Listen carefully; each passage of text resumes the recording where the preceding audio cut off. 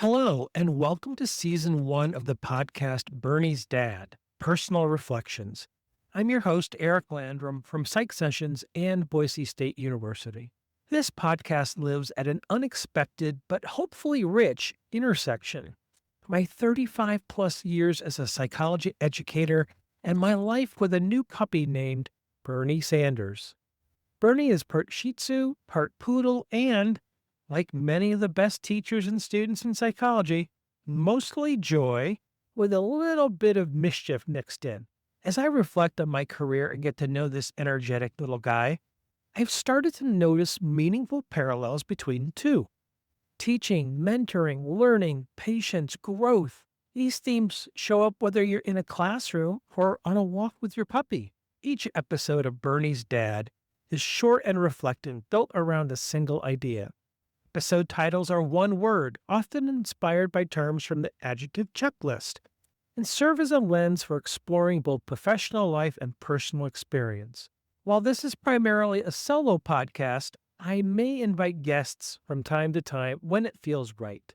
My hope is that these episodes are small, satisfying nuggets, something you can savor, reflect on, and perhaps carry with you into your own work and life. I also suspect you'll recognize segments of your own career in many of the topics we explore together.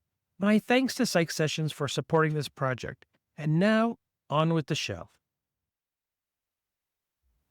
Hi, this is Eric, and this is episode 11 titled Leader.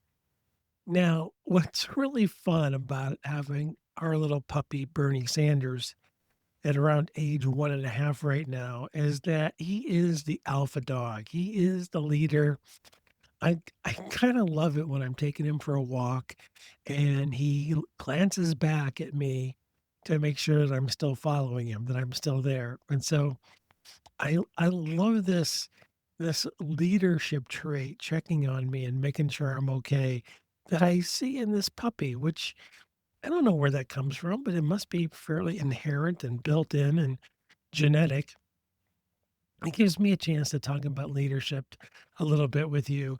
I have been blessed to been around leaders throughout my life who have led well, and I have also been blessed to have leadership opportunities of my own.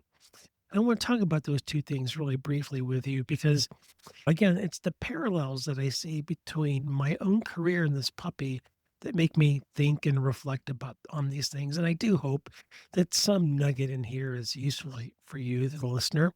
I do hope for that truly. So coming up, I remember my first department chair at the University of Wisconsin-Platteville, a gentleman named Bob Velzy, may he rest in peace, who was just an awesome supportive leader. I'm not quite sure I could have asked for a better first department chair. When I got to Boise State, I remember a couple of leaders early on in my career, Linda Anushin and Mark Snow, who were really formative. I was a relatively young assistant professor on the tenure track, and anybody in higher ed understands that the relationship between those junior faculty members and their leadership, especially their immediate leadership, is really important. It's vital. It's developmental. And so I have benefited from being around leaders and being led by individuals my entire career. And then as I think about that career, I think about the leadership opportunities that have been afforded to me. And I guess I'll mention four of them here.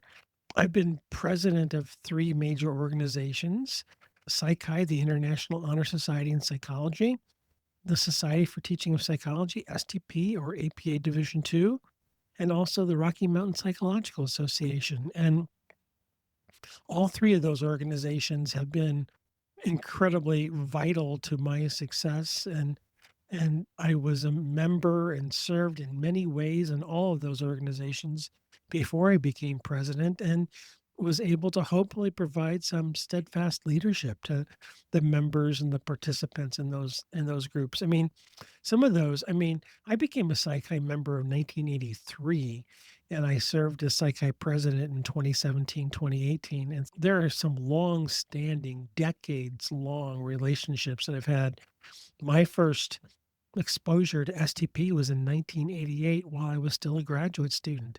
And so these organizations had really positive impact on me. And I think as many of my colleagues feel the same way, there comes a time in your career that you want to give back.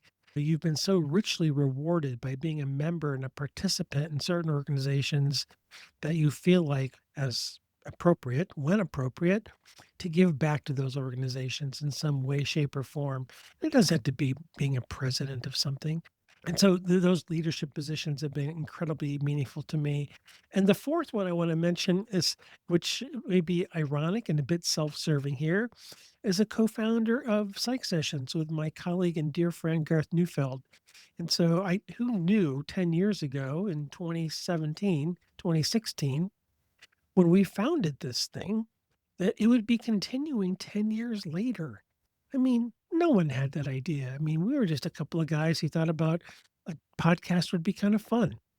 And so I think leadership emerges in different things, in different ways, whether it's being the formal leader of an organization, whether founding or co-founding something, or just contributing as an officer or as a vice president or whatever.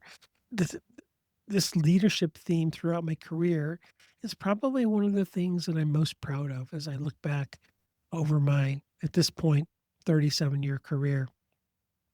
And again, I just want to kind of come roundabout to the parallels that I see between my own leadership experiences and the wonderful leadership experiences I'm seeing with my puppy, Bernie Sanders.